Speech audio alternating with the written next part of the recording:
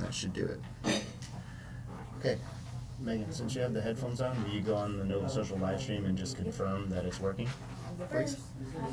Okay. Bill, here you go. Oh, hold on, here comes, wait, here comes the pen. You said the Nova.Social live stream? Yes, just make sure that it's working, please. Yep. That you can hear the audio and that the content is showing and you can see my face. Yep, All right, it's perfect. live streaming. Live stream is working? Yep. Okay. I'm gonna like it. Yeah, can you also watch for comments that come up on the live stream during the live stream? Pop out chat. Yeah. So now I can So do if- this and watch. Hey, if somebody chats, let me know, okay? If someone makes a comment during the live stream, let me know, okay? Cool. So we take comments on the live stream. If somebody joins the live stream and makes a comment, I'm watching those throughout, and I'll add whatever gets said there to the discussion. So, without further ado, we'll jump right into the live stream here, or right into the joke. And don't hold your breath. All right. So let's see here.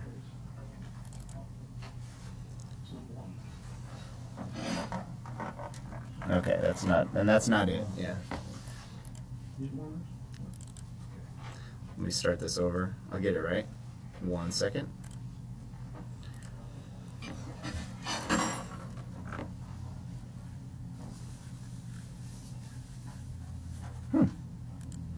Aha. You get to see my whole slideshow in 1 second here.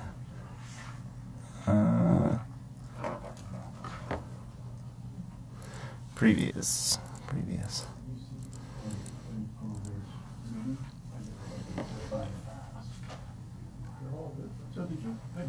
Okay. Okay. It's working. It's working. Look, see, I have it right there. Okay, did anybody make a comment yet? No, but I will be the first one.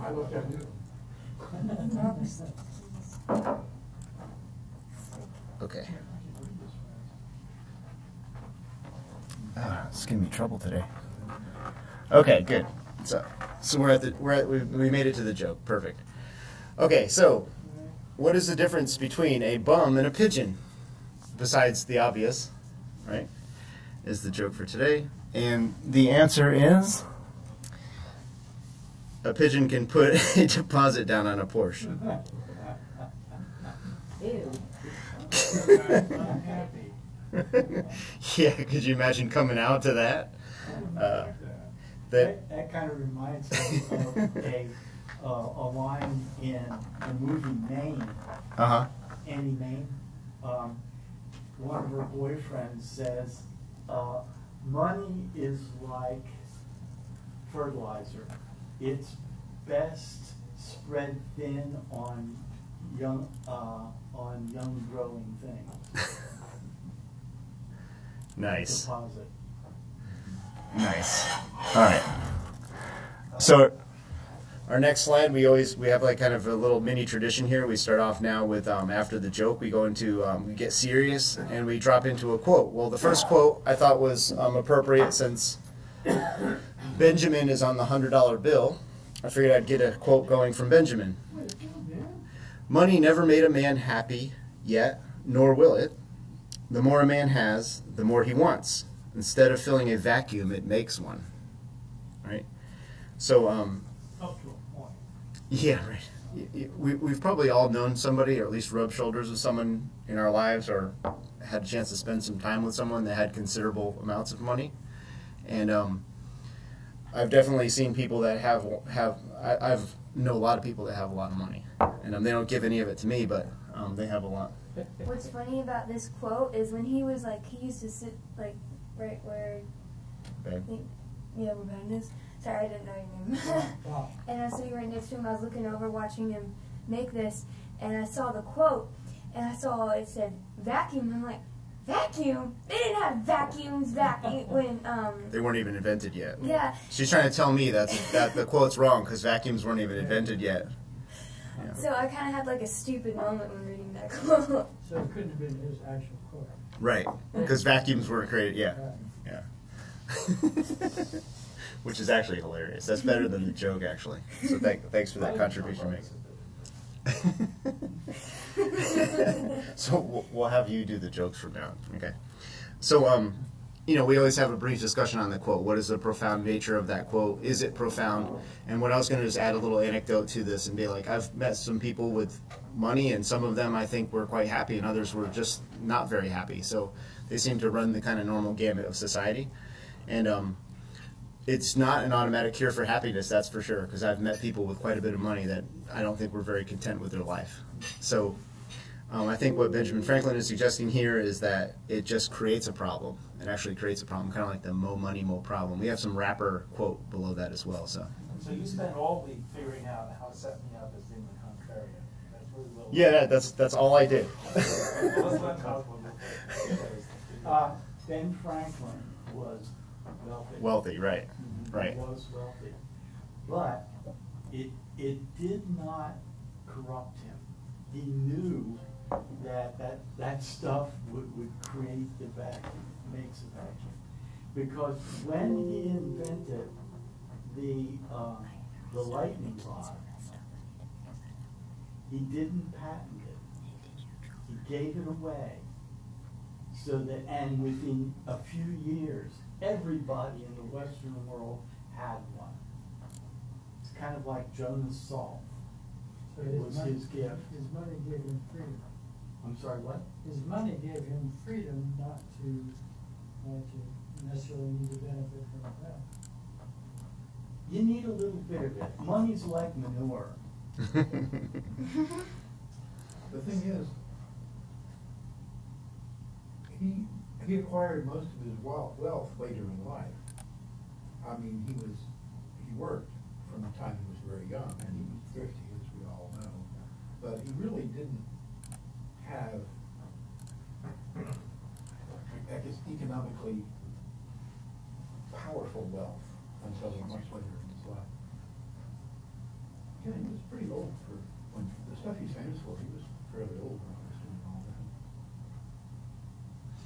So he might have been actually someone that maybe is kind of valid to make this quote, considering the fact he didn't have money probably his whole life, but then came into it and certainly knew a bunch of people that had it. So he was probably qualified to make this kind of quote, right? So let's hear now from Benjamin about Benjamin. We could look at this as he's sort of implying as a personal effect, whether a person has money or not. But when I think of countries like Afghanistan or Somalia, where money is not really a working system, it's not whether they have or don't have money; it's that they don't have a working Monetary system. Gotcha. Monetary system, the credit borrowing, the things that allow for people who have money to spread it, as Cosmo says, thinly over building growing things.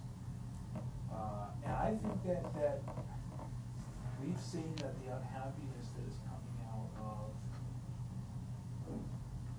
certain ethnic, religious, and geographic areas is so profound, the unhappiness is so profound that it drives people to acts of horrible violence, even and very often at the cost of their own life. So are you kind of saying that when you have areas where there is no working monetary system, all the pain and suffering that cause, you can make a case that having a decently working monetary system does cause happiness to some extent? I think. Is that sort of what you're saying? So Christopher Hitchens once was talking about the Islamic world and their sort of vision of happiness being defined as 70 virgins waiting for them in heaven when they pass on, and he said the problem with Islam is not the 70 virgins they get when they're dead. It's the fact that they are virgins. And So what does that have to do with the money system? You lost me. happy. Yeah, but you lost me on how that goes back to money. Yeah. So the reason they're virgins is because they can't get a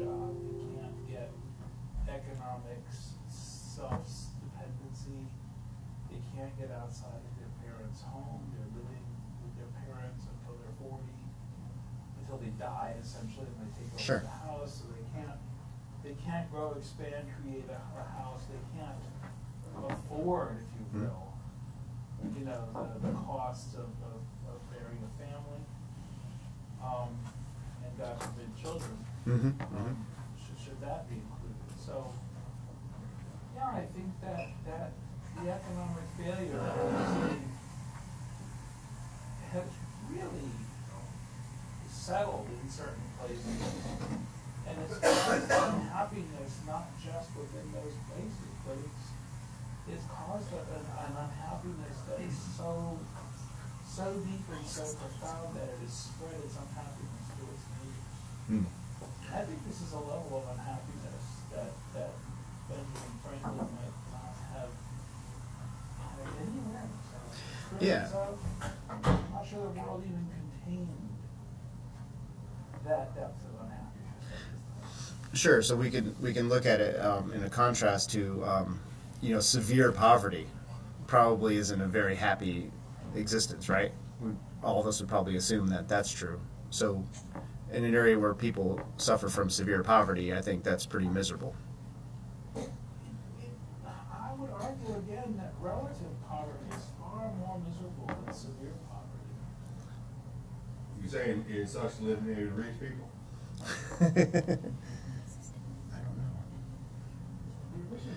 Well, relative poverty does have its place, yes, indeed. Is soul sucking. But people who live in an isolated way, I mean, there are islands still.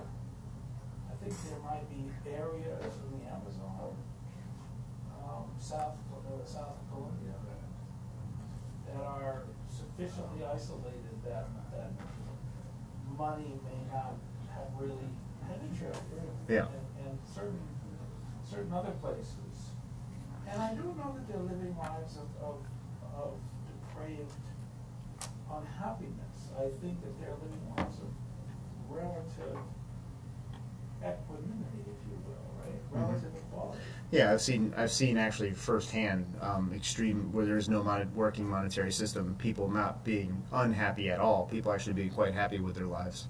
So, yes, you might have a case there for the relative poverty thing, for sure. Michael. I think the problem here is that people want to compare wealth and happiness. But if you read that quote and just change one word, you can see the foolishness of that. Poverty never made a man happy yet, nor will it. The less a man has, the less he wants. The fact is that poverty isn't wonderful either. Neither is wealth. And when people talk about money is the root of all evil, they're cutting the quote off. Yeah. It is the want of money. The love of money. Well, Okay. Well, is, I like is both. the root of all evil. Fair enough. Well, if people didn't want money, it wouldn't really be money. That's what it does. Good point. That's its only function. Good point. It is the transfer of motivation. Yes, please, Bill. Very clear thought. I think in terms of what is the function of money and relative to our basic animal nature, of course, is what I would say. At one time, we didn't have property, as I understand it, in the jungles or on the Serengeti. But we have this tendency to engage in dominant submission, this hierarchical social arrangement. So it came to pass that we began staking out property as a way of being dominant over somebody else who didn't have it, so that if I have property, then you have to ask me for things, and I can require that you This is my shirt. This doesn't bother you? It probably does. It bothered me a little.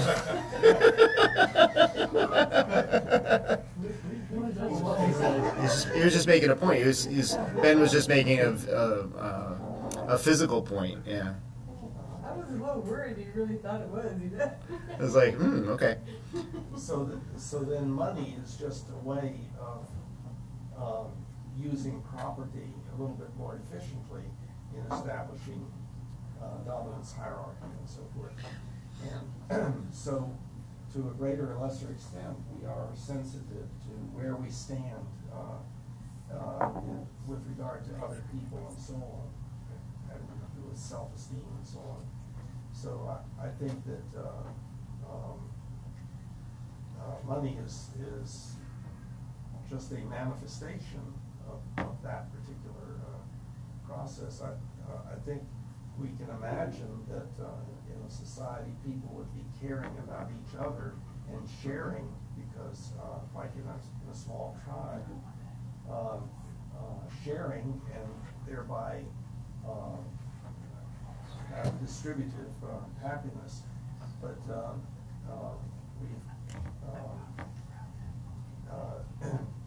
we have this strong tendency, and that's the way it's manifested. Great. Cosmo, and then I think Steve, you had your hand up too? Yeah. All right, Cosmo? I'm thinking about the religion of money. And I'd like anyone to guess what are the 4 words that appear in every denomination, in every coin of our realm. In God we 4 trust. words. In God we trust. In God we trust. Don't you think that that's some kind of a con game? You know? that Well, I they're personally do, trying but to put that in God we trust in every denomination, every coin of the realm. It's kind of like, you know, when I go down the street and I see a used car lot flying the big American flag, I think there's a con game going on here. And I think there's a con game going on with money. And they want to make you think that money and God are the same thing. so is it, or is it the what this ends up doing is that instead of God passing out rewards and punishments, it's money that passes out, that is the reward or is the punishment. And so it's kind of like what Benjamin was saying, that he was seeing all of this, this kind of like this lack of money in countries like Afghanistan. But what I'm looking at was that this was a punishment thrown out at Afghanistan, at this, the South America, of Central America, of Cuba. And it has been kind of like a punishment for not buying in to greed. That is the foundation, that is the ethical foundation. What do you think is the one thing Afghanistan lacks that other countries have? Afghanistan has been robbed ever since the Great Game. The history of Afghanistan is like they've been invaded by every empire that nearly has ever existed. In fact, it's called the graveyard of empires. Don't you think that the reason for Afghanistan's poverty is it's been robbed dozens of times? it'd be interesting to talk specifically about Afghanistan. I have some first-hand account there. Steve was actually trying to. Educational system, and as a consequence of not having an educational system, to Ben's point, nobody wants a minute of their time. Nobody cares what they think. Nobody expects them to do any job that's worth it. Nobody wants a minute of their time and is willing to pay for it. And I think that is not because we are stupid, it is because they are uneducated, they do not have an educational system, and they have not managed to stand up a thought-based economy. So what they're left with is a farming-based economy, and that sort of went the way things in the 1000 AD. I mean, it's just not a modern economy. Well, it's cheap. So what they have isn't worth much. That's like a lot of points raised. I want to hear what Steve had to say. Is anyone advocating not using money? It has utility. I'd advocate the government not using money, but we should use it. It's an interesting. My money. If you get tired of money, Joe Olstein will trade you some God for your money. Yeah, I find it strange that Contra would say that God and money are the same. I don't believe that personally, Well, but I believe that quite a few people do. I was gonna- People, I would say, worship money. So, Well, it's better than worshiping God, at least money exists. so even if God doesn't exist, he doesn't come around that often. So let me throw out one thing real quick, and then we'll get to Michael. I want to throw out when you were talking about that thing with the God and money. I think that does two things. I think the God we trust in a Christian-based society legitimizes the currency, the fiat currency. I think to some extent it then adds some kind of qualifier to the money. It gives it additional implicit power by invoking God on the currency itself. And I think the religion that we're actually talking about isn't the money. I think the religion we're actually talking about is the religion of consumerism. And I think that's the predominant emerging religion of our century. Is consumerism, I believe, is the religion that's replacing almost all other mainstream world religions. It is definitely a religion. It has all the aspects of a religion, in my opinion. So I'll get Michael, and then I'll hear from you, Bill. This comparison of God and money is an interesting one to me because I know plenty of atheists, but I don't know anybody who doesn't believe in money. Well, you got this this dichotomy thinking going of don't believe in money or believe in money. I mean, more nuanced than that, right? Probably so. Bill? I wanted to answer Steve's question. It's not fully activated. Just be patient. It seems to me that our primary concern should be that everyone has has their basic needs met satisfactorily. So if that is dependent upon whatever money system there is, then that's problematic. But given that everybody has their basic needs met, then I would see money as being a way to engage in non-harmful competition. Yeah, I actually would second that motion. I agree with that completely, actually, is that I'm an advocate for that kind of model. A baseline socialistic model where everybody has all the basics covered, and then let capitalism and consumerism be a dog-eat-dog world on top of that. That's fine, because everybody is covered as far as health, education, clothing, shelter, food, etc. Baseline income. Baseline income would be another approach to I have a that. question about that. Sure. I hear people talk about that, and it sounds so syrupy. Everybody has their little needs met. That's great. The world is covered with people who, if you give them half an opportunity, they will produce 20, 30 kids in a lifetime. And you're talking about making sure they have enough food and don't have to work and can stay home all day and make babies with no worry about whether they can feed their babies or not. Now, China has populated Yes, I think that's a good idea. into a black hole. No, I think it's a good idea to have Populated itself parents not into worry a about feeding their black kids. hole. Well, Right? You're going to, first of all, pay for all of that. And second of all, turn on the engines to full blast, speed ahead for China and India in particular, and Pakistan not far behind. To overpopulate? To massively pump out as many humans as their wombs can carry. It's not a clown car. So But you're suggesting just open up the floodgates and populate the planet until something stops that wheel from spinning. doesn't We're pretty much already there. Yeah, yeah. What stops that wheel from spinning, though? What actually does stop that wheel from spinning? Not poverty. Well, What stops that wheel from spinning is modern society. Look what we see in Japan. Look what we see in Europe. We see a contraction of population. That's what contracts it, not poverty. Well, China finally did realize that they have got to stop doing what they're doing. Yes, it's true. There are certain subgroups in Europe, subgroups in the United States that are not overpopulated, but that is not true of every group in America. And you're having waves of migrants move across the world like swarms of humanity.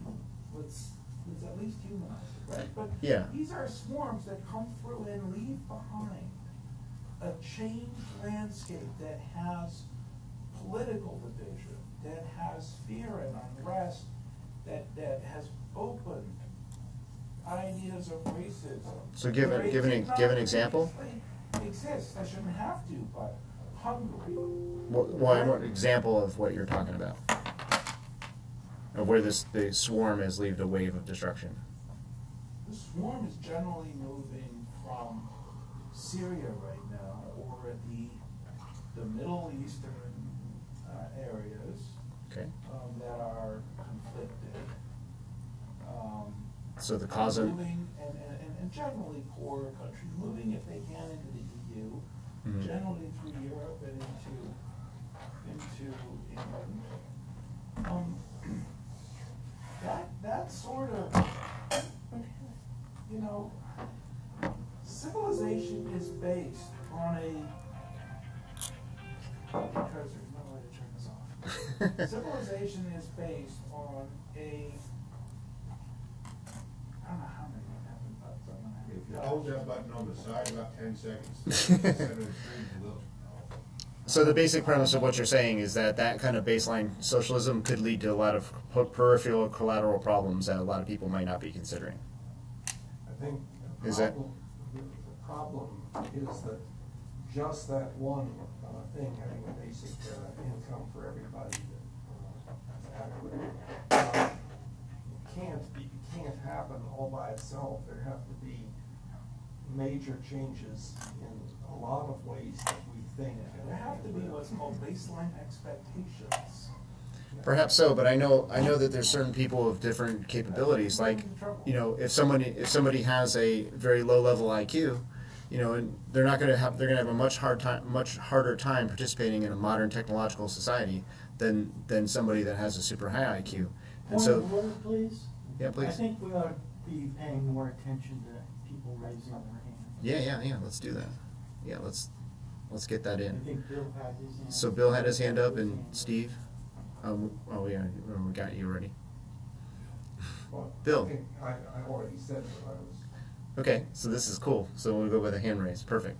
So baseline socialism would take a dramatic shift in the kind of prevailing, infrastructure that's out there right now. Now, related to the different economy structures, there's primary, secondary, and tertiary levels of economies. There's always the primary economy, which is food, agriculture, and the food infrastructure, delivery infrastructure. That's primary. If you don't have that, you don't have anything else to build on top. The second is manufacturing and manufacturing distribution. The third is the service-based economy, okay, and then the rest is all tertiary from there, all the high-tech stuff. There's 3 levels of the economy. First is agriculture. If you can't feed your people, what civilization do you have left? Has to be intact. If you fly over this country, you will see a majority of this country is nothing but patchworks of farmland. Do it. Fly across the country and have a look out the window. This country is just checkered with farmland, okay? That's the primary. That's what gives America such a tremendous advantage in geopolitics and gives us a geographic advantage economically. Second is manufacturing and manufacturing distribution, right? We have more roads than any other country in the world. Good roads, superhighways, highways, and superhighways. Look it up. We have more miles than anybody. Our road and distribution infrastructure is unparalleled. Our ability to deliver fuel, look at the number of gas stations in America, okay? Just look at airports. Google general aviation and look at air traffic in America versus any other country in the world. It blows it away. We're more than 10 times China. Yeah, quote me on it. Check it out. Look at it for yourself. Train traffic, Yeah, we have amazing distribution of rail still, even compared to other countries. Maybe not so much for a commuter, but we're spread out. Our geography is quite a bit different than, like, let's say Europe, where the population is much denser. So if you look up these things I'm talking about, you'll see what I mean. America has this really great first and second base economies. We had the manufacturing kind of swell, right, when we had Detroit was going crazy and stuff like that, and that's yielded to cheaper labor due to globalization, because transportation costs have come down so much. We can now send raw ingredients over to China, pay the cheap labor over there, have them shipped back cheaper than we can produce them here, because we have environmental regulations, we have all these other things. It's all the laws and structures and all the way that globalization has taken us makes it cheaper to send raw materials to China, have them produced into goods and brought back. So we're focused now on the tertiary economy, which is services, advanced technological services, and services, right? That's now our bread and butter. And financial services are huge. 25% of the economy. Yeah, I mean, it's huge. It's huge. And so that we've matured into that tertiary economy, but we still have this huge primary base of agriculture in the United States, and we'll never let that go. People need to eat. So are you saying that the economy is wasting 25% just supporting itself? Maybe so. Yeah. Well, let's get to that. 75% efficiency. Hey Ben. Hey guys, let's get to that. We had the idea of respecting the hand, so let's do that. Yeah. Go ahead, Michael. I don't like how the hands stay up for a minute at a time, so I don't do it anymore. All right. Well, let's hear from Michael then. Solve that problem, and I'll start doing it again. All right. We'll try to solve it right now. I think that I'm going to bow to Bill here and say that the problem we're going to run into right away is definitions. Oh, great! I love how you lead. The baseline on which our sociology is going to grow. I spent 33 years taking care of people who could not provide for themselves, and I could go into that aspect of it. What's the basic sociology of it? But that's not what I'm thinking, because I found out what their needs are. What their actual needs are in a very pragmatic way.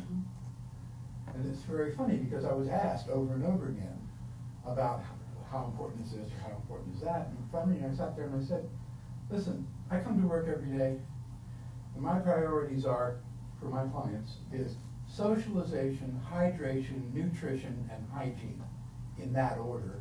And then it's time for me to go home. And I honestly think that tells you more about the needs of human beings than I realized at the time. Their number one need, more than food and water, was for socialization. They needed to be talked to, taught, given opportunities to speak, assisted in whatever they needed to be able to express themselves. It didn't matter that there was no specific stated right to socialization in the system. I think that that's what we have not talked about at all, because we talk about, oh, the lack of an education system or the ignorance or the whatever. Well, you know, if we're going to have a socialism, which is, by the way, the ownership and control of the infrastructure of a society by a central planning system. And that's got a real problem with it. We've watched it go belly up a number of times. And if that system doesn't consider socialization on the top of the heap, then it gets really easy to turn it into a dictatorship and a slave labor system.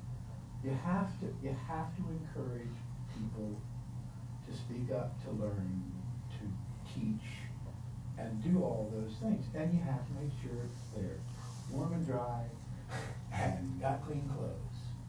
Those things matter.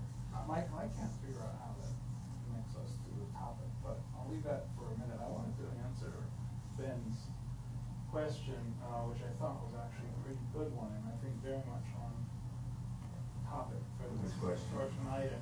It was really about the fact that the financial sector is 25% of the economy.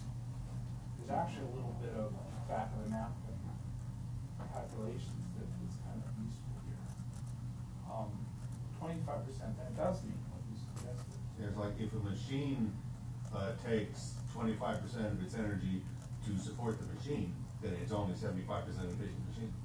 So that's one way to think of it, right? That essentially the cost of everything we're doing has a 25% interest payment embedded in it. The financial sector is 25% of our economy, but the financial sector is not serving only our economy.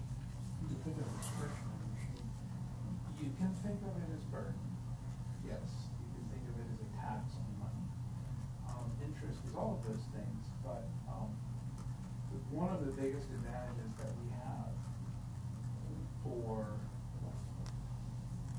as the American economy is that we have a financial system that is taking that tax, is charging that interest, right, from economies other than the United States. That's what allows the financial industry to be 25%. But it's also redistributing wealth a lot. It's creating a lot of wealth. It's not, but also. The United States steals a lot, there's no doubt about that, but that doesn't have anything to do Don't with your arms waste. get tired? Well, so For exercise. Well, I meant from raising his hand over and over again when the conversation goes. I didn't think your arm would get tired. I'd like to have a debate on the arm raising system. It doesn't- And I would suggest a different system, in that nobody may talk when anybody's hand is up, and you may only talk when yours is the only hand up. Then somebody else raises their hand, you have to shut up right away until.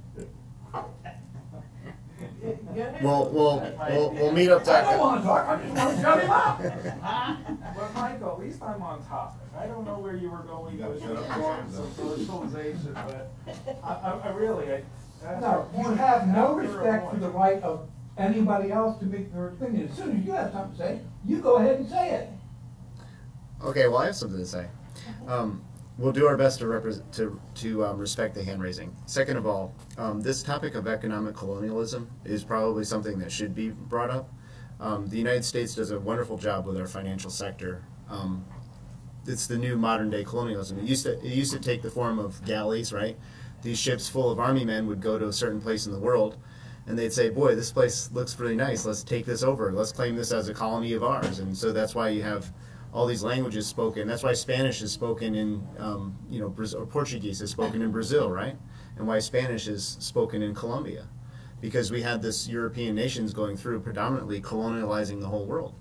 And they did it at the barrel of a musket, right? They took over the structures, and then slowly over time, as history marched forward, these groups were kicked out, and these countries maintained their independence. But now the same thing happens, it's just done in terms of loans, right?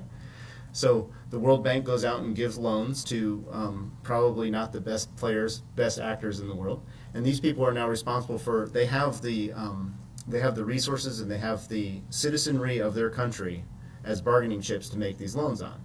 So the World Bank says, "Hey, we'll give you a loan to do all this infrastructure improvement, yada yada." I'm talking about a lot of what happens in Africa. And this guy who's a dictator, whatever, that just came into power says, yeah, we'll build a bunch of bridges and schools and hospitals. This sounds like a good idea. Give us a $2 billion loan. This sounds great. The $2 billion loan comes in from the World Bank. The citizens of that country are now on the hook to repay that loan, of course.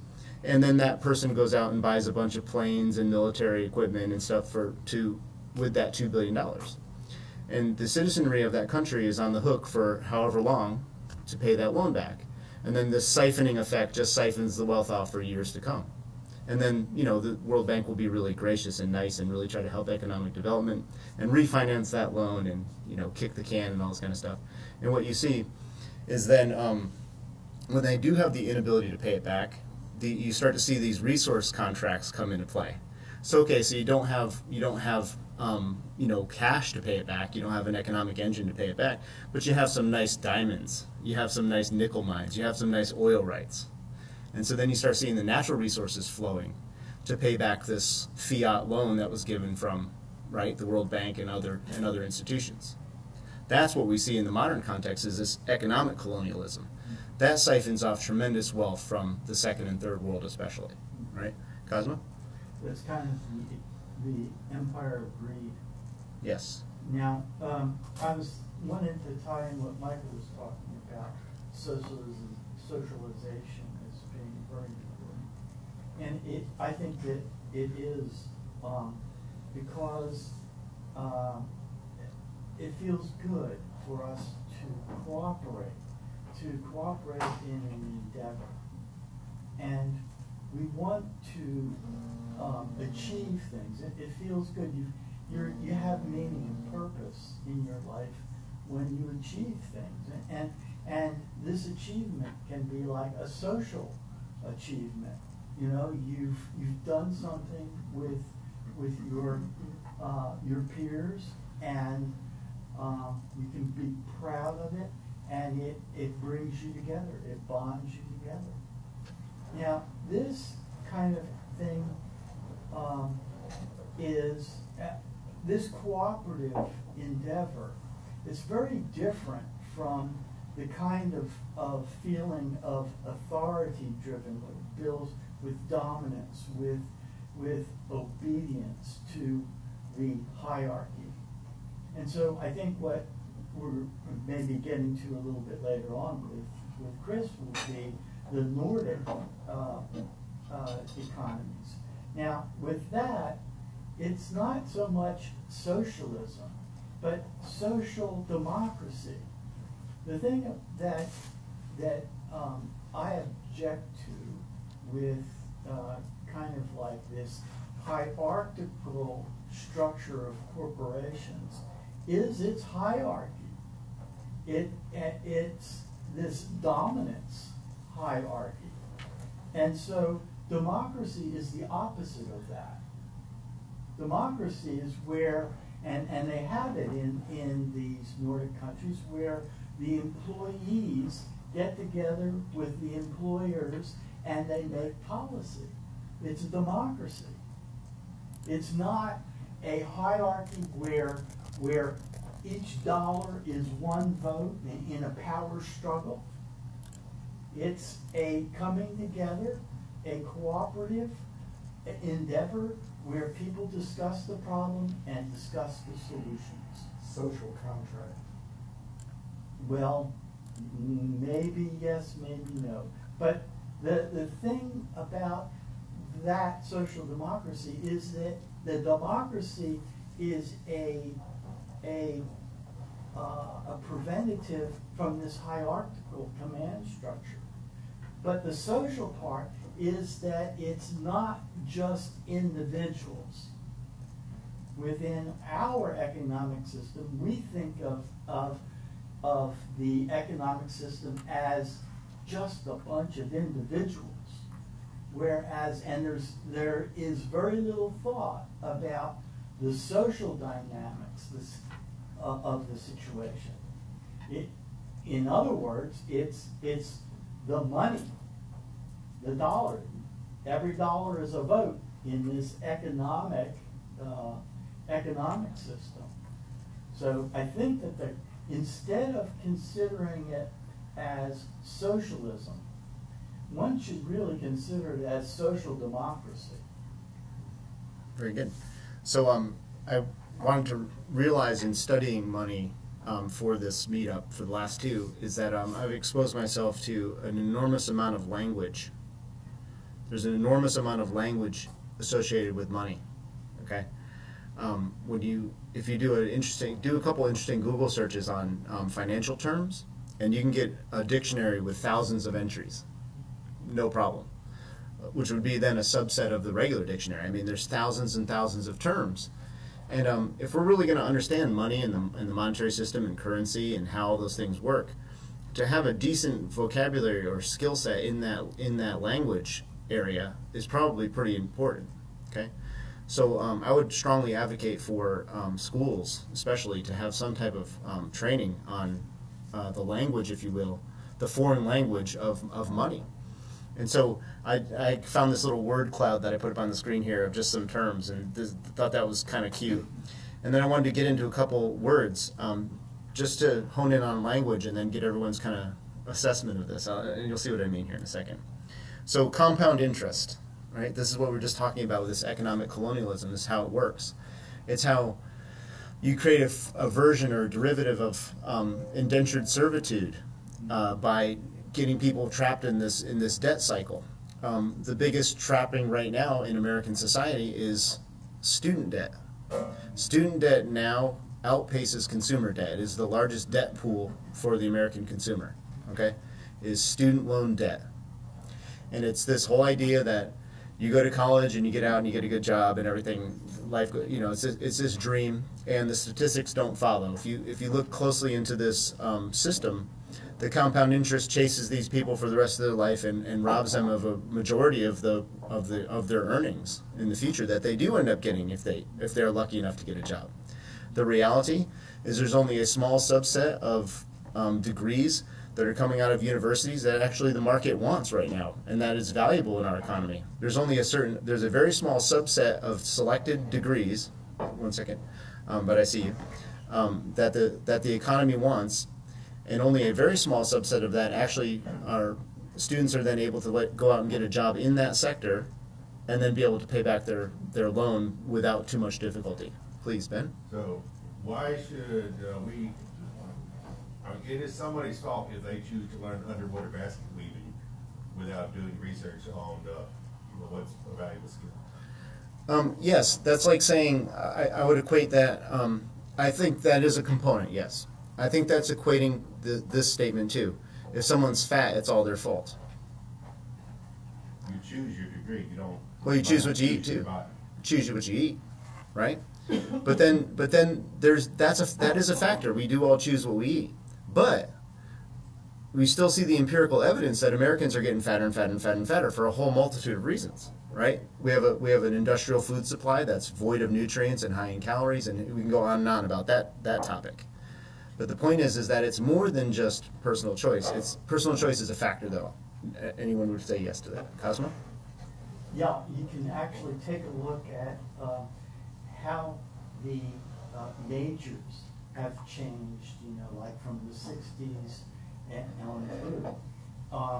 Like people who are looking for a degree in mathematics, way down. Education, way down. Economics, way up. Today the Trumpster announced that he's pulling out of UNESCO, United Nations Education, Science, and Culture Organization. Well, there you go. Education, it's not valued. I mean, teachers should be really one of the highest respected vocations in America, but they're not. Is that the case? Oh, very much so. I think it was the case when I came through school. I don't think it's the case anymore. Oh, I think it is. But, well, I mean, that's my opinion. Absolutely, even worse. Because the teachers don't have, let me qualify what I'm saying, please, if you don't mind, is that I don't believe the teachers have the relevant skill sets to adequately teach the modern day learner anymore. Because if technology has driven what the actual set of information that's valued, technology has driven that beyond what the teachers can stay current on. Actually, I don't think that's true at all. Okay. I think the teachers know exactly what to do. They're not allowed to teach it, though, right? They know how to do it. But they're not allowed to. We found that out through project-based education. But it wasn't the teachers who directed the education. It was the politicians. Exactly. And they were undermining exactly. that. Exactly. They wanted to kill public education. Right. Because I'm talking about the net effect, not what the teacher wants to see happen. I'm talking about what actually ends up happening. You're right, though. That is the reason for it, for sure. I couldn't agree more. The best education system in the world, as far as the testing is concerned, is, I think it's what is it? Probably Finland or Norway, yeah. Finland. Yeah, Finland probably. And the reason why, one of the reasons why it was the best is because the government decided to let the teachers run it. That would be very... Teachers developed the whole educational system. They backed off, and the teachers made it the best in the world. Makes total sense to me. Please. Well, I would think that there's been an inflection in the rate of change of relevant information. Mm-hmm. And there was a time when information was multi-generational. Right, and we've And we gone have past gone that. to a time when it is subgenerational. Absolutely.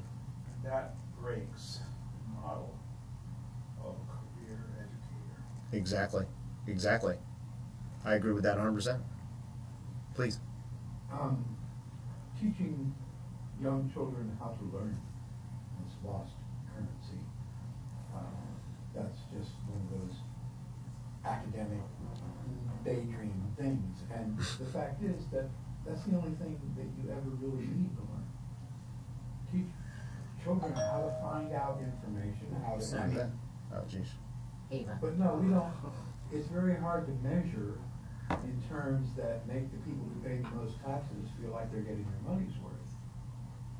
I remember when standardized testing hit the public schools. And looking back on it, it seems very obvious to me that it was statistically unlikely that 3/4 of my elementary school was in the top 10 percentiles among people, among the human race. It just seemed really, they must have shipped a lot of dumb people somewhere, you know. And the fact was, I think all of those, I mean, what do you want this test to tell me? That's how you design a test. Sure. Well, I want it to tell me is that all these poor white suburbanites who are paying an arm and a leg for their education system, I want them to feel like they're getting their money's worth. So I'm going to tell them their kids are smart and well educated. And if it did that, they were perfectly willing to pay more education. I'm sorry, this is a feedback loop that's designed to put money into the system. Right. And the fact was that I remember when they stopped teaching things like the multiplication table, things that you learned before you went on to the harder theoretical parts of mathematics. You had to make sure you could add, subtract, multiply, and divide. But I meet people all the time now who are trying to learn trigonometry. They can't multiply. And they want to go on to learn calculus. So that would make them their financial then when they're navigating the now ever sophisticating world of finance, right? That would make that even more difficult for them, understanding some of how these things work. So this lack of literacy, if you will, in financial literacy, this lack of financial literacy, combined with the lack of basic core, numeracy, that's a good word, could create probably the perfect storm for a bunch of college students getting in there and saying, yeah, this is going to be a good deal for me, and not having the skills, like you said, Ben Rayfield, about, you know, them choosing the wrong field. Well, they might not have the skills to know that they're choosing the wrong field because they have this, you know, pipe dream in their head. And one of those things is this compound interest, like I have up here. Sorry, go ahead, Cosmo. Compound interest thing you have right up there, yes. Here, you can take a student going to college, and they could end up borrowing $100,000 Easily. and then they'll end up paying $500,000 Sure. with all of the compound interest. And so this thing is like killing the future. Big time. It's killing the future. And what is killing the future? Greed is killing the future. Pure greed. I don't know who was first, Ben or Steve, and and then we'll do Steve, Ben, Rob. We'll go down the list. Yeah, it's like buying a house with a greater interest rate. So it's not like you're paying $500,000 for the $100,000 loans, because the value attached to money is not constant. There's something called 1980s equivalent dollars, or whatever you fix the dollar value to. Inflation adjusted. Yeah, all of that constantly. So you're paying back $100,000 loan with cheaper and cheaper and cheaper dollars. So if you want to numerate it arbitrarily in the base value, you can. But you could also numerate it in it's inflation adjusted value, or you could enumerate it in other ways. Depends how you enumerate it, but. So then you have to be realistic about how much you're going to earn, and because that'll be under the same premise that you're talking about. So like if you go into a certain career field expecting to make X, that's going to be changed over time with the same structure as well that you're speaking to. The value of that, Sure. the field might change over time. Sure, as well. that too. So Bob was next. Yeah, I may be too simplistic or maybe just too impatient, but Doubt it. all of these things we're talking about, to me, are symptomatic of the process of what's occurring. And there's all kinds of little descriptions about education, different government systems, things like that. But to me, it's all part of what's occurring. And I often wonder if there's not some grand master, grand wizard who is putting this together, whether it's a collective mindset of the directors of all this. Because when you talk about social democracy, we don't live in a social democracy. We did for a period of time, I think. But the way I turn it now, we live in a social oligarchy. Because everything we see happening with the big money getting into the education system, buying their way into it, to formulate the curricula and select the professors to teach a certain ideology, if you will, so that the outcome is the correct one. And all the tax bullshit that's going on, excuse my language, with all the stuff now in this party, is the whole purpose is transfer of wealth, which is power. I mean, we started with fire as power, then the sword was power, then the bomb was power, and now money's power. And right now, everything is being, all the power is being transferred to a select group. Who that is, or what that is, or whether there's a collective, or whether there's a one mind that's putting this together, I don't know how that is. I'm not at that level to even grasp who that is and what it is. But the question that gets back to me is always, and Bill talks about this, the evolution of our species and how we're going in this direction. The ultimate goal to me would be to have a forum of people or society or whatever who could be, I don't want to even say government, but let's say a forum that's bottom up, where the majority of the needs of the people are being managed and taken care of by the body of people. And I guess I think of it as like, I like the United Nations, how the countries get together and work together. And I see that as the ultimate goal for survival of our planet, of our people, of any kind of way of life that we can even imagine. But I just don't see it happening with the transfer of power in this dictatorship. And this is a dictatorship. This power at the top is a dictatorship. Corporations are set up as dictatorships. That's what they are. And it's all leading, it feels to be so much like a corporate world. And I have a lot of concerns that in the future we're not going to go to a collective forum representing the people, but we will go to a pure dictatorship of the whole world. So I saw some other hands, but I think that we talked about this in one of our meetups about, we called it the conspiracy of conspiracy theories. We were talking about conspiracy theories of, is there like, this predominant kind of like man behind the curtain, grand wizard type idea. And we talked about some ways to determine if that would be real or not real. And there is no doubt about it that there is a group of wealthy individuals that do get together and talk about, this has been demonstrated time and time again, New World Order, Bohemian Grove type stuff. This is now documented as fact. And I think to some extent there is some type of that going on. I don't know what the actual level of collusion is between it, but it does seem like there is some type of plan to some extent being unfolded. I wish I knew what it was. And maybe it's to save us all. Now, and if we look in this, if we take this in the direction of this like high-tech direction, which, is something that I love to talk about go in that direction. If we think of this whole kind of if we can hit the fast forward button, right? Well, what I think we'd see is a world dominated by machines doing most of the manual labor. That's a trend that's clearly going in that direction. And then people more or less become a fleeting thing. So like intellectual jobs are already being taken over by AI.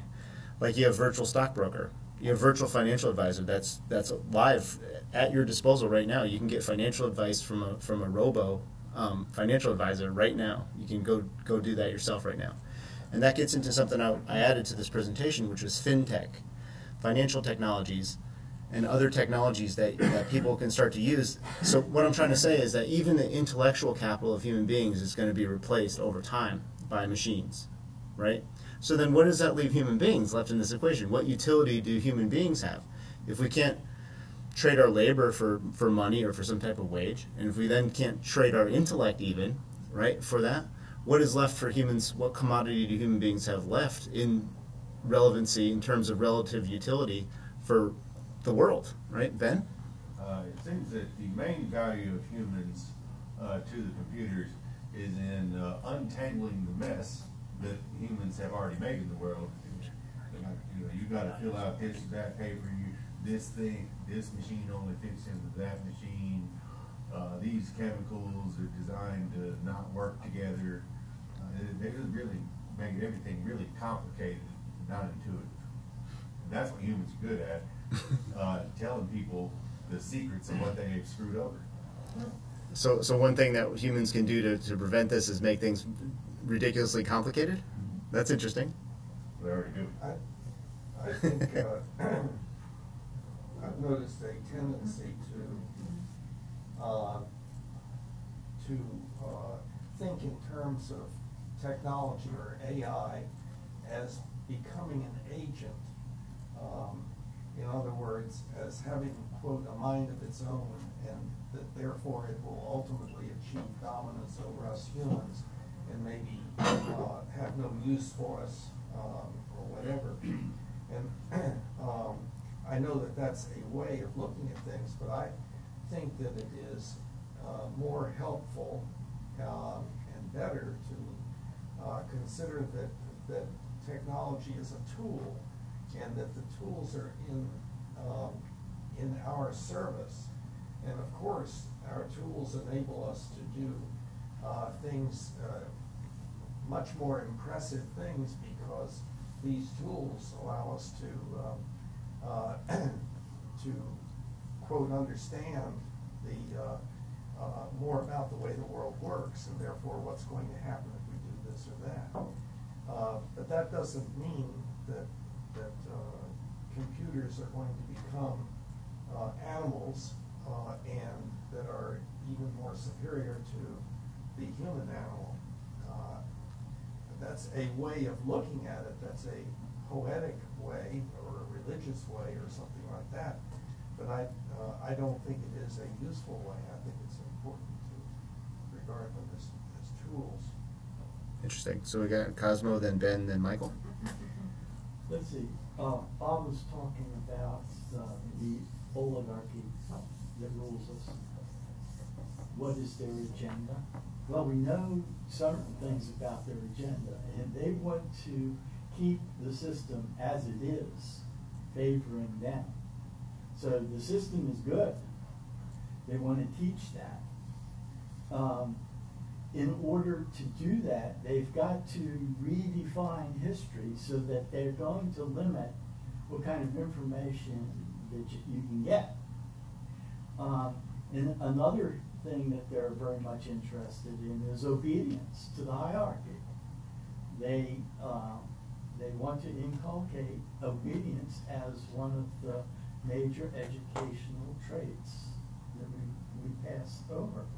Now, the Eisenhower in his military-industrial complex speech gave a warning that the institutions of higher learning will kind of like knuckle under because of the weight of the military-industrial complex funding, and that they would lose their objectivity, they would lose their freedom, their academic freedom, because they would be sold, they would sell out to the military-industrial complex. And we see that a lot, like the Koch brothers are into universities and funding in economics departments, and going against people who bring up problems with the economic system. Now, so it has become so pervasive that now we think it's very commonly that the economics should define our education system. Mentioned times earlier in this session about how jobs, why would you get a degree in history? Why would you get a degree in education or mathematics? Why not get a degree in finance or business, a business degree? It's kind of like the economics is driving the education. Shouldn't it be the other way around? Shouldn't we say that the education should be driving the economics? Shouldn't we be saying, look, if this future that we're projecting where machines are taking over the repetitive work, why not, instead of trying to fit ourselves into that, which a machine is going to take, why don't we instead use our education as a stepping stone to creativity? So instead of having mass production, we have creativity with all of us happening. So the economic drive that is now forcing people to choose different majors than what they really want, what is really moving them, their own bliss. No, I'm not going to take a degree in music. I can't get a job there. Our culture's not creative enough. Well, maybe with machines taking the drudgery out, maybe that economics motivator as the driver for choosing what you're going to learn will be gone. That would be wonderful, and hopefully this change, this new era that comes about, brings about those kind of liberating changes to human beings, not an enslavement change. That's what I'd like to see. Ben, and then Michael, and then other Ben, and then Bob. Responding to Bill saying that artificial intelligence is not an agent, never mind them, I don't think a lot of humans are agents. Like a taxi driver, he is just a tool that's used to get from one place to another. You barely have to speak to him except to tell him the address like you do to your phone. Right, I was going to ask Bill if human beings could be tools, but let's get back to that because a lot of people have their hand raised. And there's even more extreme, there's Amazon's Mechanical Turk website where you can go and make a very small amount of money doing repetitive tasks. Like you go to this website and find the email address, or listen to this and transcribe it into text. And they pay you like 20 cents for that. You do it over and over again. You are a tool to some computing process. Yeah, we should teach these guys about the Mechanical Turk. I remember you and I had a long conversation about that and all the fascinating things about that. Michael, and then Ben, and then Bob. The thing is that for an awful lot of people, the idea that the AI and the machine are the same thing, but they aren't. And I think that I think we're growing a digital jungle. And I think that as the ability to get self-regulating programs up and running in that digital jungle is going to give you evolution. digital evolution. And the true artificial intelligence might be more likely to come from that than a human who's got tasks and problems and desires of his own that he's trying to get a machine to do. I don't think that's where you get true self-interested, self-aware intelligence. I don't think that's the right environment.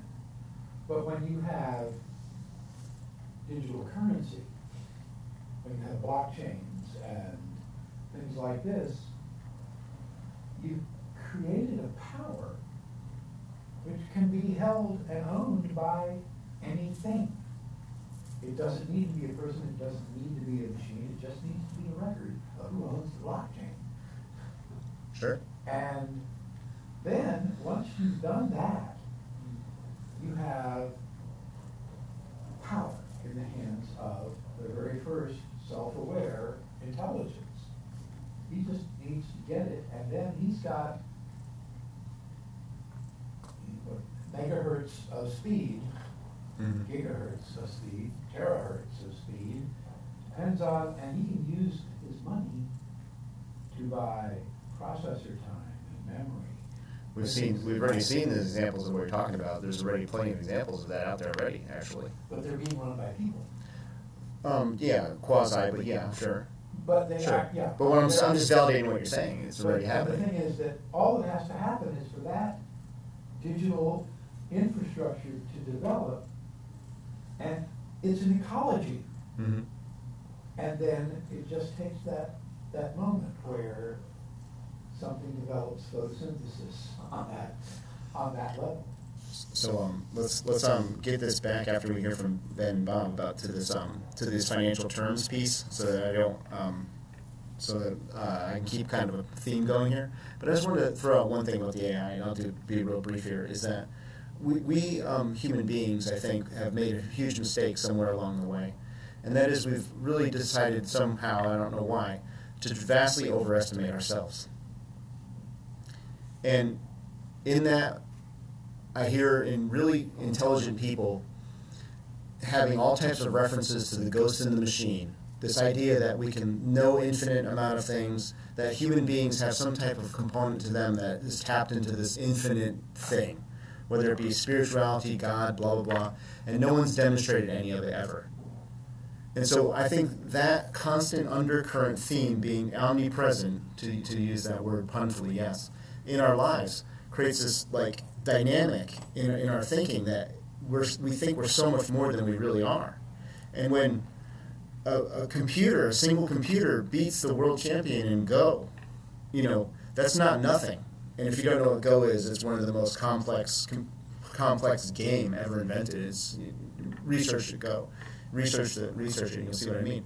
And people are saying human beings with their intuition will never be. Well, intuition is just a word. It's just this idea to describe some type of like gut feeling about something that turns out to be right. And it's this vast overestimation of what actual instinct really is. This like I had this intuition, as if we're tapped into some type of spiritual ether that gives us this kind of divine guidance that no other algorithm could ever figure out. Well, the computer laughed at the guy and smashed the grand champion of Go. That's a whole other topic. Ben, then Bob. Might not be a topic. I think that Bill kind of raises an interesting question, and I think it's been raised almost every single week that we've been here, and that is really sort of the question of singularity, kind of what you're alluding to. And for Ben and others, they're asking, are we already on that track? Are we well into this track? Have we already been there before? Is this just a circle that we've been on since the beginning when we first had twigs and then we sharpened sticks? I mean, is this all one big long continuum of things called tools? Or is it something else? I would suggest that, Bill, that tool is the wrong word to use for AI. I'll get back to it in a minute, but I don't think it's an unfamiliar thing nonetheless. I'll give you some notions that I think are like AI, and we've complained about them bitterly already. Corporations. In many ways, corporations are like artificial intelligence. They're composed largely of humans in a way, but they're not a person. They can't die. They don't have risk. They don't have feelings. They don't have humanity, but they control our lives, increasingly control our lives. And I think that prior to corporations, which were arguably invented, I think as Michael suggested, in the Dutch places many years ago, right? Modern concept of a corporation as a shareholder investment tool.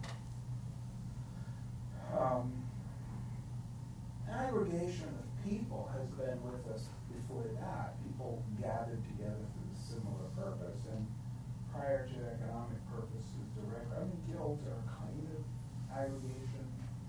We're looking for versions of corporation that predate corporation. I'm not sure we could think of townships as being a kind of corporation. We could think of other aggregations. Religions might be a kind of aggregation in the same way, where it's a group of people having some combination or an operating system that allows them to interact in certain ways and establish control, perpetuate control, communicate control, and what's most important really is just to create a big flag, because if you have a large enough footprint, all of a sudden you matter, right? And so mattering is maybe the goal, and all of these things are dominations of AI may just become a kind of aggregation like a corporation that's not human, but it performs some of the same things. The Supreme Court is very famous for having said corporations are people yeah. too, right? Yeah. Like, Genius. Is probably going to very soon say that computers are humans. Yes. Right, like that's going to happen. It is going to happen, and they're already talking about computer bill of rights. Yes, it's already being discussed. So, I think I would suggest to Bill, I think he's on the right track. I think this sort of thing has been with us for a long time. But I think maybe AI is going to be the next corporation. It's going to be, computers are people too. It's going to follow corporations. They're going to follow that track. To Cosmos' point, which was very good, I think that they, in order to maintain their power, what they have to do is they have to divide the population and keep them from having their own center of power. So they're very busy in keeping people in their own silos and sort of at each other's neck over petty differences. That's very important for their business model. But on creativity and machines, the most common machine could arguably be the Sony Walkman. And when you think about what the Sony Walkman as a machine has done to creativity, it's decimated creativity. It's created a vacuum. It may, in fact, have single-handedly, and Sony Walkman, I'm picking on one particular example. The television is the same machine, essentially. The radio is the same machine, essentially. And this is simultaneously decimated and very creative. So we're the most creative country in the world in terms of producing content to be played on these machines. Hollywood is the largest, the music industries are all the largest in the world. We export these hugely. It's our single largest export. It's not trivial by any means. But it has decimated, and I think to your point earlier, Michael, the fact that we have mechanized our entertainment means that we no longer have the role of entertaining each other as we once did, and that was a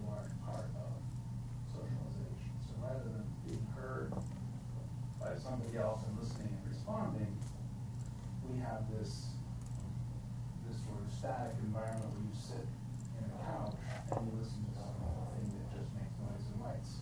Right. And as a substitute for socialization, I think that's. The last point that I wrote down is hierarchy. Somebody mentioned hierarchies, and it was Cosmo, and he's thinking of establishing these hierarchies. What's replacing hierarchies, which are corporations are hierarchies, are networks. And the difference between corporation, the difference between a hierarchy and a network is that in a hierarchy there's this, things move in a single path, there's fewer people at each level, and the connections only go in two directions, parent and child.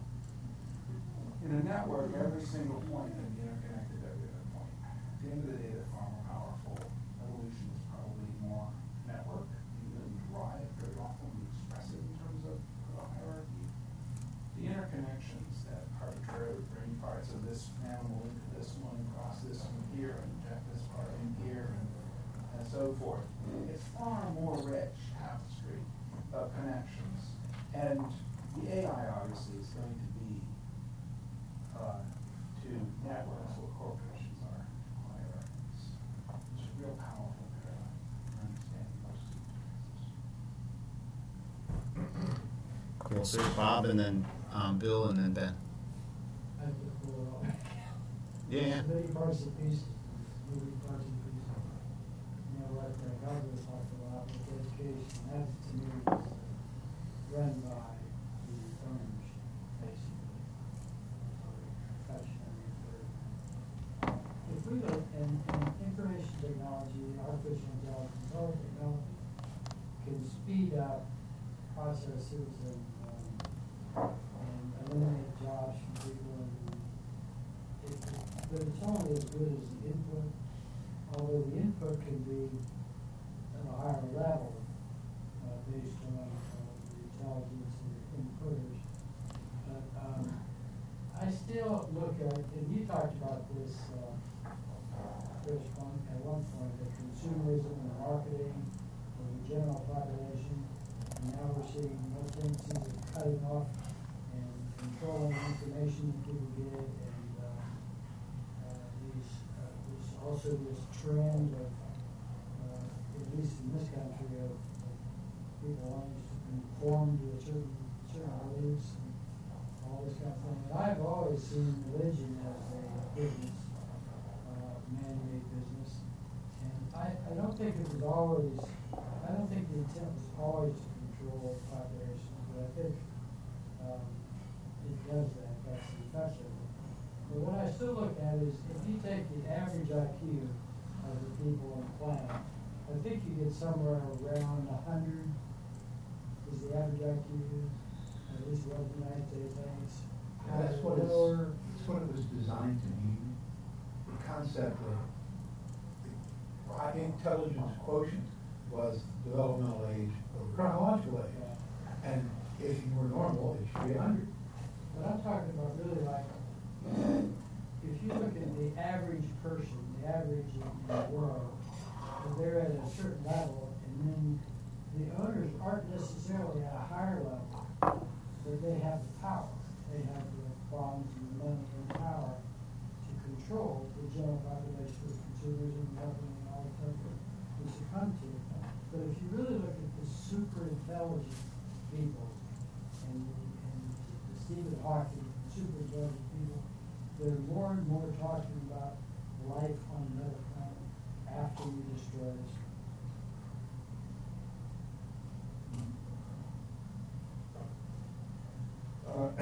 I wanted to respond to the two Bens earlier comment by Ben 1 and then later by Ben 2. What you were asking me, I didn't answer, was whether another person could be my tool. Well, I think that that's just a linguistic kind of phenomenon, linguistic trick. It's metaphor. In other words, we talk about using other people. Well, then if we're using a person, then you can call it a tool. Yes, you can do that. But that doesn't alter the fact that that person is another human being, and that we don't generally we don't regard ourselves as a tool, although we could speak that way poetically. And so then talking about a corporation becoming a person, that's, I think, another linguistic trick. There's really no such thing as a corporation in one sense.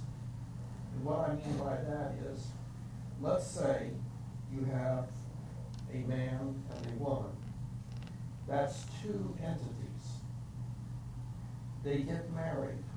Now you have a married couple, so now you have three entities. Well, a new entity just came into the world. How? It's only a linguistic phenomenon that we can refer to that relationship as an entity, but it's not an entity in the same sense that a human being is an entity and so forth, the same way with a corporation. Why? It's a legal entity, right? In this case, your specific example, it's a legal entity. Yeah, and so there are different kinds of entities, and some entities are entities by definition only. So isn't that just a linguistic, poetic, creative use of words as well? I mean, any term they use could be relegated to that same It depends indictment. on whether it's useful or not. I mean, Sure. If it has some use, then fine, use that terminology. But I think that can go awry, and I think considering corporations to be people is one way in which that sort of thing has gone awry. So I have a comment from the live stream, and then Ben, number one, we'll get to you. Sorry, Ben, too, that we've come to that numeric determination. I think we're going clockwise, but anyway, from the live stream, I have a comment. Please ask people to be more brief in their comments. Okay. Everybody, please, there's a request for everyone to please be more brief in their comments. Alrighty then. I don't know. I have a user, not a name, so I don't know. P4J9, YouTube with a 0. YouTube with a 0. Yeah. He's not talking about easy. Yeah. Well, Ben, your comment, please.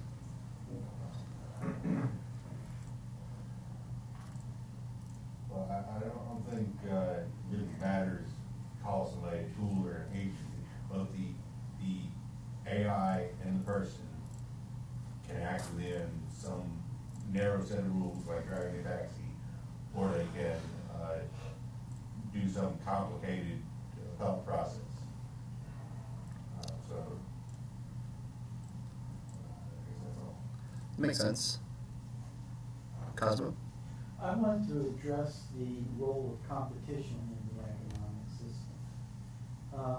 And I wanted to do a little quote from George Lakoff on the moral politics. Competition, and this is how conservatives think about competition. Competition is necessary for producing the right kind of people. Because of competition, some people are better off than others, and they deserve to be. It is a meritocracy. It is hierarchical, and the hierarchy is moral. In this hierarchy, some people have authority over others, and their authority is legitimate. Fair enough. So it seems to me that if you have an economy based on greed, then competition then becomes the arena to play that out. And so it then becomes kind of like a ethical principle, maybe even a religion, the religion of competition. And competition is good, brings out the best in us. So in this meritocracy situation, if we say some people then persevere or more competitively have a competitive advantage in some trait that we see as positive, whether it be any type of skill set or, you can dunk a basketball better than anybody else, etc., that person then would have more merit, therefore be able to obtain more resources and wealth, and etc. If you look at then overlay the actual distribution of wealth in the world, what we would see is a super genius, amazingly strong, brilliant, Uberman race of people and everybody else. If you want to overlay that type of, if that were really how the world worked, right? And if it was really a truly meritocracy. In other words, the people with the most money were the best and the brightest, you'd have these people who would just have the heads the size of Volkswagens, would be uber geniuses, and right? You see what I'm saying? So the system, although I would agree that a meritocracy does have a lot of value and could definitely be an important thing to include in any society, what we see, I don't think we're seeing that, is what I'm saying, with current distribution of wealth. So I want to get into this compound interest, and then to your comment, Michael, I just want to read this compound interest. When you're investing or saving, this is the interest that you earn on the amount that you deposit, plus any interest you've accumulated over time, right? When you're borrowing, which is the other side of that, it's the interest that is charged on the original amount you are loaned, as well as the interest charged added to the outstanding balance over time. So when you owe the money, it compounds what you owe, as we all kind of know, right? And I threw a tip out here. How can we make this compound interest work for us rather than against us?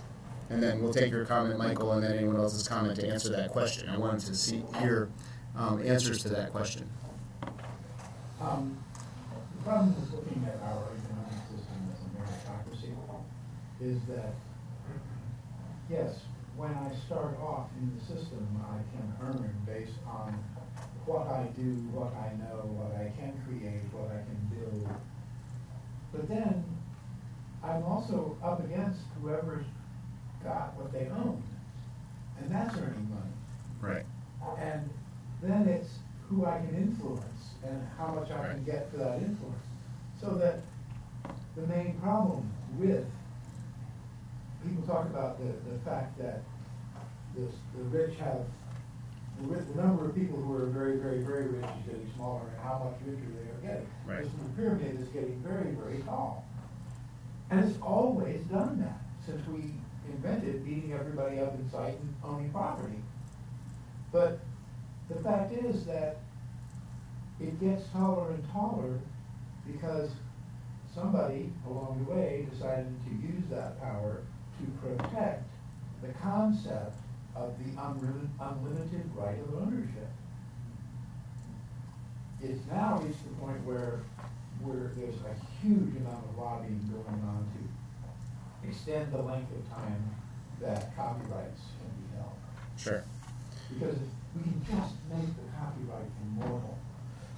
Right. That means that I don't ever stop getting paid for my great-grandfather's ideas. Why should you be paid anything for your great-grandfather's ideas? Because that Happy Birthday song is just so good. They took that away. Oh, yeah. Happy Birthday's copyright is not valid. Oh, that's great. I just threw that as to be funny. So Michael, you probably highly qualified to answer this question. How can we make compound interest work for us? Each of us in this room, how can we make compound interest work for us rather than against us? Because I have a loan on my house and my car and a bunch of other things, and I have a lot of compound interest working against me every day. How can I flip that script? Don't buy anything on credit. Okay, well, so good. That's kind of what I was getting at. In order to do that, the first thing you have to do is say, okay, I'm going to start. I'm going to set down for the next 90 days. I'm going to live on I'm going to get the absolute minimum of stuff I need to survive the next 90 days. Yes. Okay? I'm going to do without everything that I can do without. Good question. Well, if I still have one, I'll use the old one. Jesus I Christ. can use it without toothpaste, if that's what comes up. I will make the decision every No, time. go into debt for that, please. I'm just saying, if You don't have the balls to be rich. Right? If I can't pay for it with money I don't have to borrow, that's an overwhelmingly good reason not to get it. Fair enough. At the Okay. end of 90 days, all of my short-term debt should be at zero. Fair enough. That I love it. I think that I wish the whole world could hear that. I think that's fantastic advice. Now, right before we get to you, Ben, I'll throw it out here. What about that person that's $75,000 to $100,000 in student loan debt? Okay, let's talk about that person. They land their first job for $45,000 a year. Okay, Ben. So I think that we've heard this silver bullet.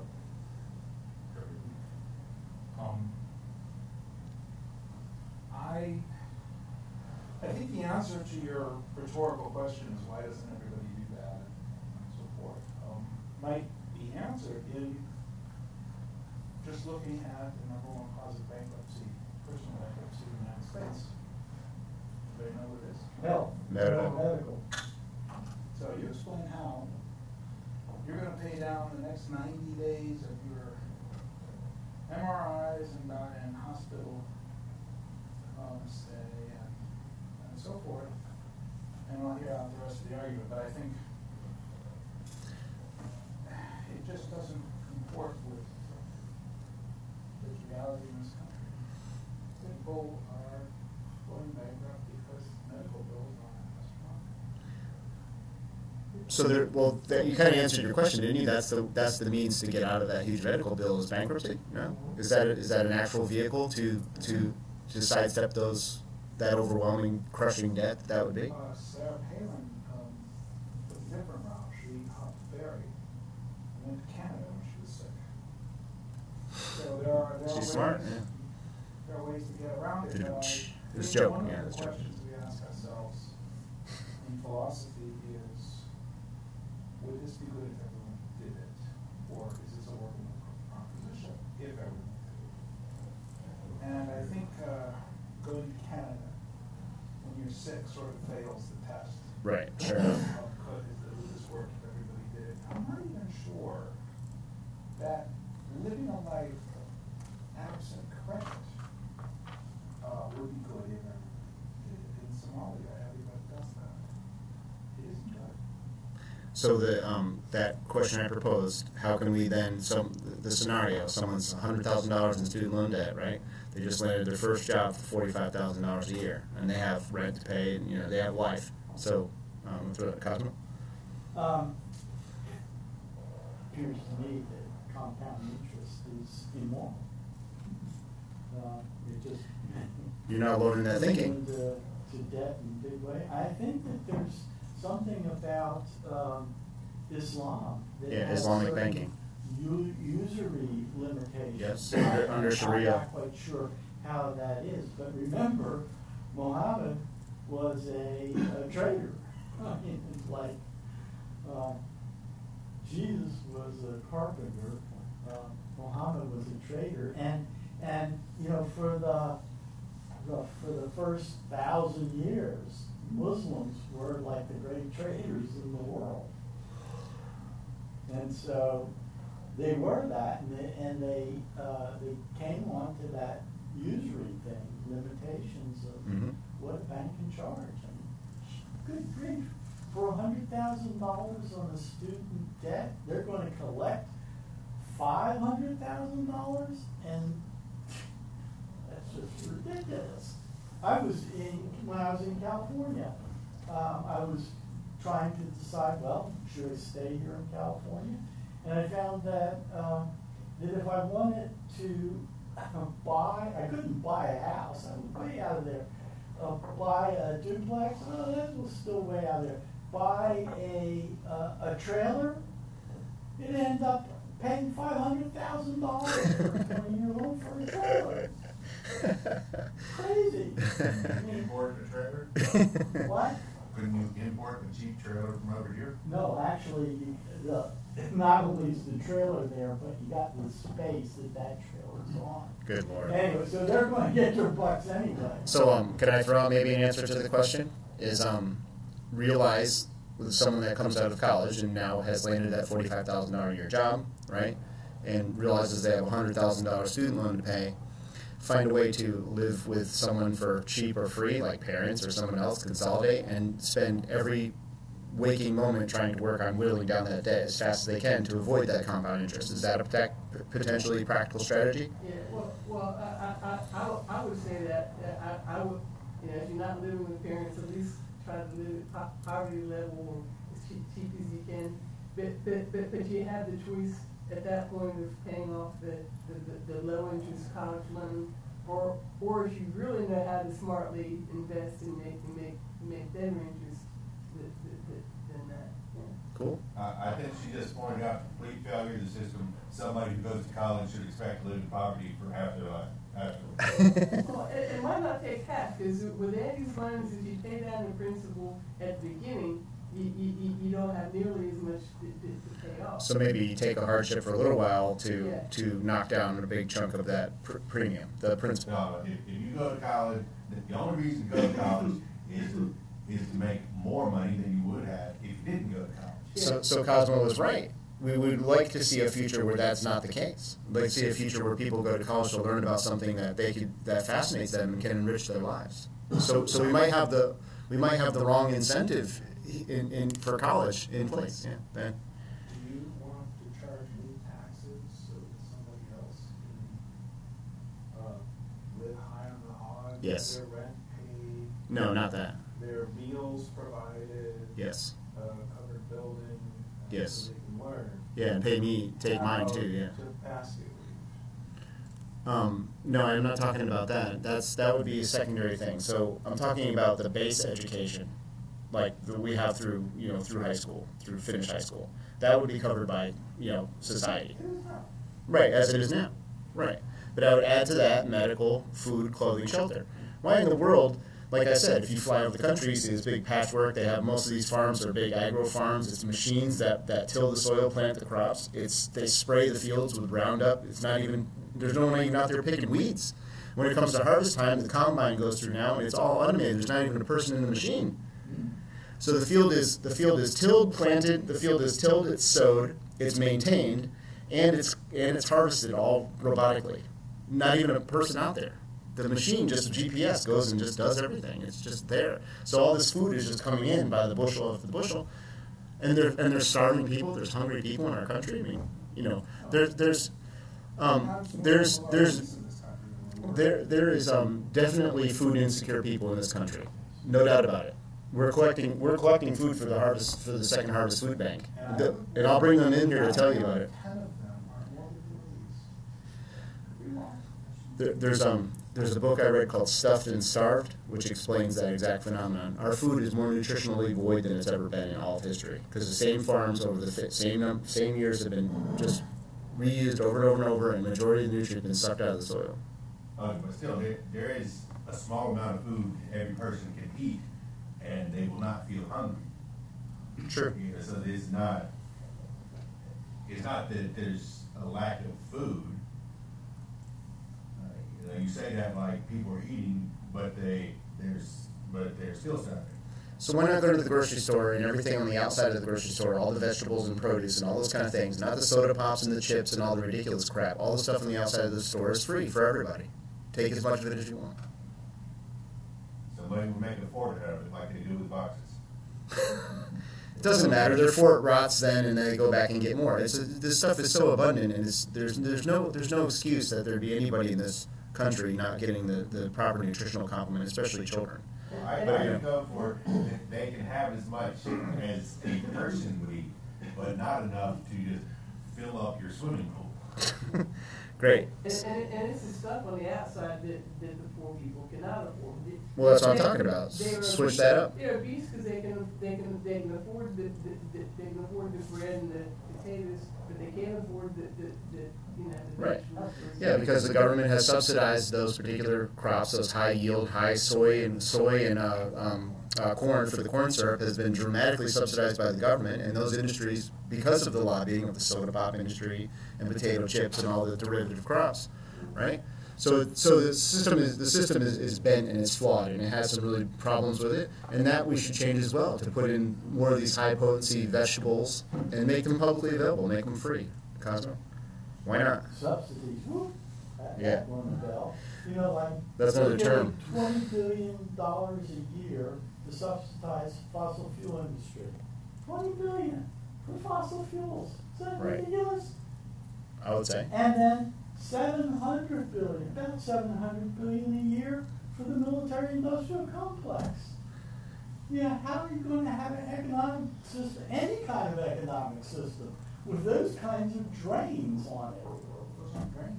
That's right. We're giving our tax money to the military-industrial arms dealers, the arms manufacturers. So they It's won't like shoot a us. double slam.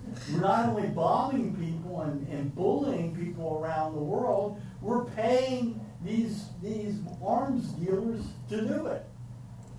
We are the arms dealers. There's quite a bit. Not me. I'm not going to take any blame for that. Fairness, I didn't really raise my hand, but to answer your point, the military-industrial complex, those are jobs in the United States, largely that don't go overseas. So when you're buying a lot of things from yourself, you're not really spending the money. It's kind of like paying your wife $20 to make breakfast in the morning.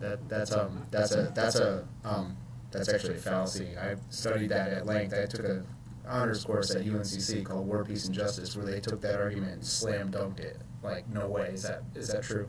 They got 20 times more. They showed that after World War II, they got, for every dollar they spent on veterans through the GI Bill program at the time, which was very lucrative. You can go to college and afford rent and, contribute to the economy for what you could get in the GI Bill.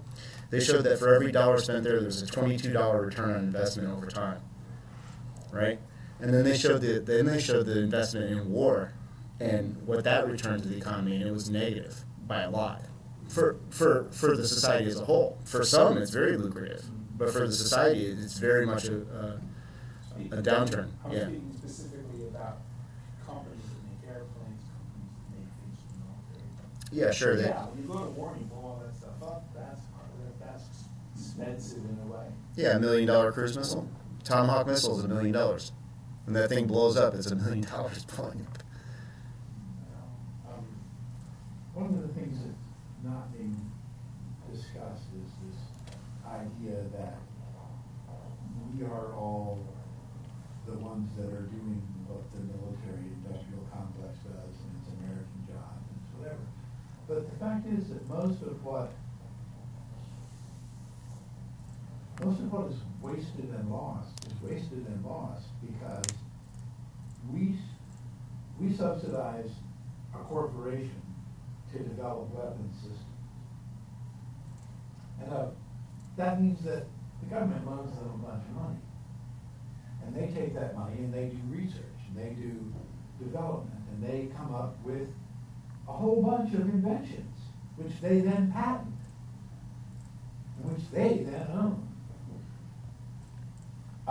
We just created wealth, but not for the taxpayer, Right. not for the country, not Exactly even right. for the government. It's exactly how it works. Yeah. I'm happy to take the flip side of that argument, because I'm not a fan of the military, but the strength of the American military largely underpins the strength of the American economy, the value of the American dollar, the stability of the country politically over 2 wars and skirmishes. That's why people trade in dollars around the world. That's why the financial sector is 25% of the economy. Is that a might makes right argument then? I'm not saying it's right. I'm saying it is. Yeah, I mean, might makes the most powerful, that's for sure. Might is.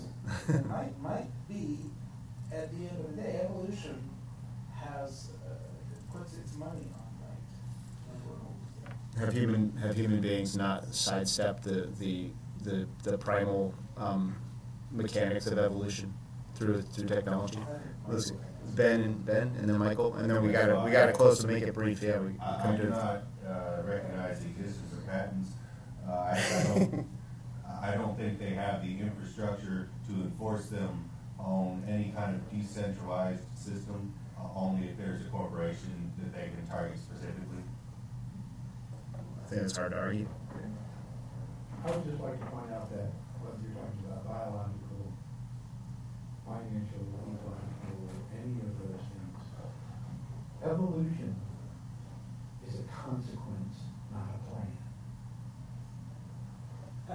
Fair enough. I like that. So I'm gonna lightning strike through all the stuff I had prepared today. It's okay. So That may be, though, you just say, that may be a distinction without a difference. And it actually is back to your point. He was saying the owners and the they. I suspect at the end of the day that there isn't much of a single mind sort of deciding how to run the world, but there is an aggregate advantage that some have and a desire on their part to preserve it, and they behave in a rational way, not unlike evolution.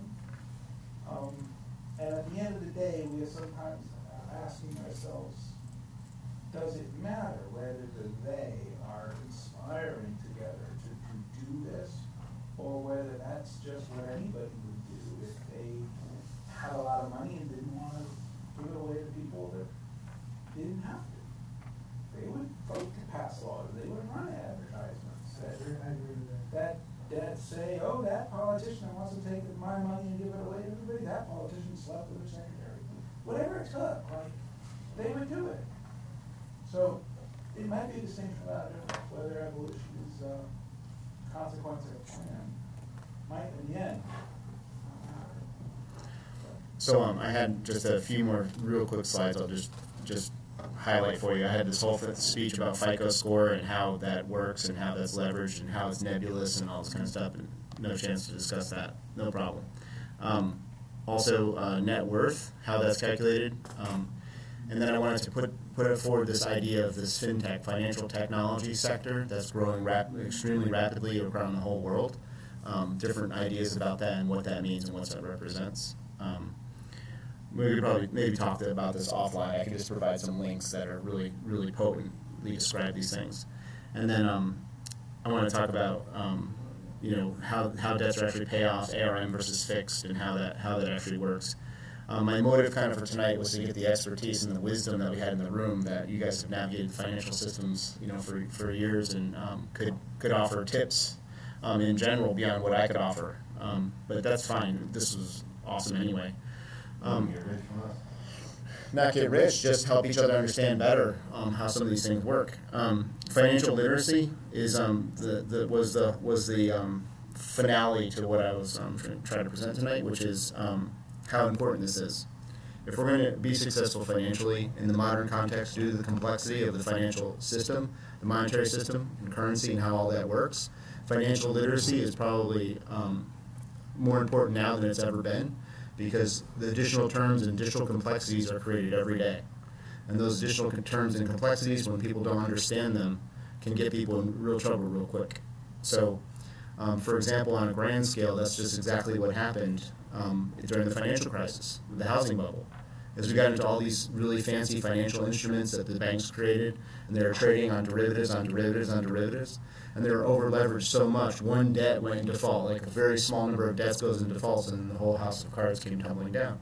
And it was because of the complexity of the system that was baked in, and how people were investing in things and they had no idea even what that investment was about.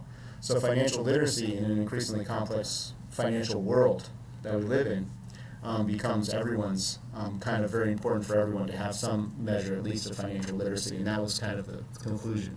Yeah, please. So you said that it was the failure was its complexity, and you suggest that. I think a lot of people were investing in ways, and I think Cosmo would agree, that were immoral, or at least amoral. And I think that amoral investing had really gotten a rise. Ronald Reagan, greed is good, and this whole notion that morality didn't matter. What mattered was whether you got rich. And a lot of money that was invested in some of these the worst investments were people who knew they were essentially engaging in inside trading, or essentially taking advantage of something, or believed they were. And they were motivated by a very amoral kind of greed. And I think that the system just started stacking up these amoral instruments. And engagements, and they didn't care who they were investing, why they were investing. Thought they were investing in a subprime mortgage. You know what that is? Yes, I do. That's where you charge a poor person, a king's ransom in interest because he has a low FICO score and so forth. And there was a kind of a raping and pillaging, and all came crashing down. I think the primal of that release plan might not have been what was going on beforehand, but putting all of that burden on the American taxpayer. Mm-hmm. Those AIG should have gone under for its crimes. So financial literacy, that's called offsets. But Yeah. instead, they just took a check out of the treasury because Sure. Bush was president. So we are out of time, but Cosmo and Ben both wanted to get something real quick, so let's let that happen and then we'll close up. I think that they may have found 80% of the fraud on that, on the bubble crash was lender responsibility. 80%, so we got 20%. Yes, insider trading is not the problem. The problem is that the insiders are keeping secrets from the rest of us so that they have an advantage. We shouldn't allow them to keep those secrets, and then everybody would be insider trading all the time. So everyone's an insider. Therefore nobody is. That's great. Perfect. All right, guys, that's it. Cool.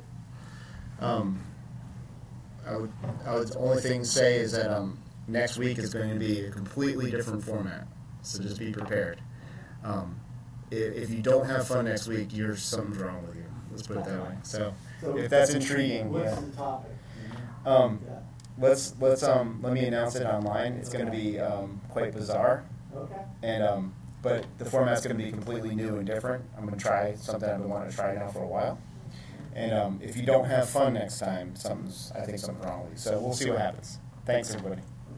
Yeah, appreciate it.